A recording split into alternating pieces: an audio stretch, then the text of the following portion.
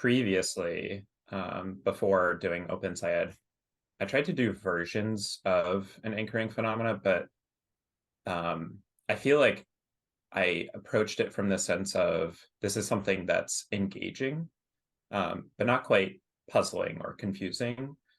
So oftentimes, like it would kind of open the door to a unit, um, but not quite like drive the unit for the entirety.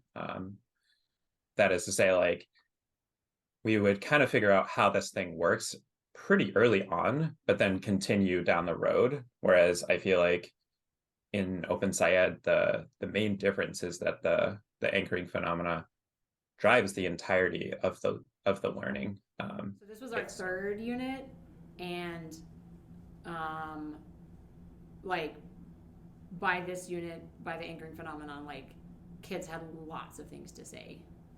Um, they had lots of opinions on, should we go to space? Should we not go to space? Why?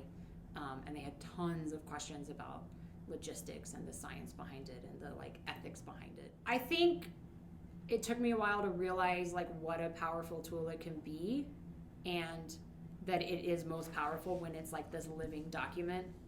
Um, and so like sometimes like teenagers don't want to stand up and get in a circle and share their questions, but I have found that it is like worth it to push them to do that first step of like sharing their questions.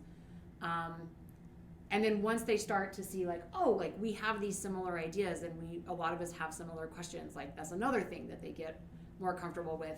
um, and then coming back to it after so many lessons, after we figured out some big science idea or some big idea about our phenomenon, and saying like, look, we can like check off these questions, like look at what we figured out.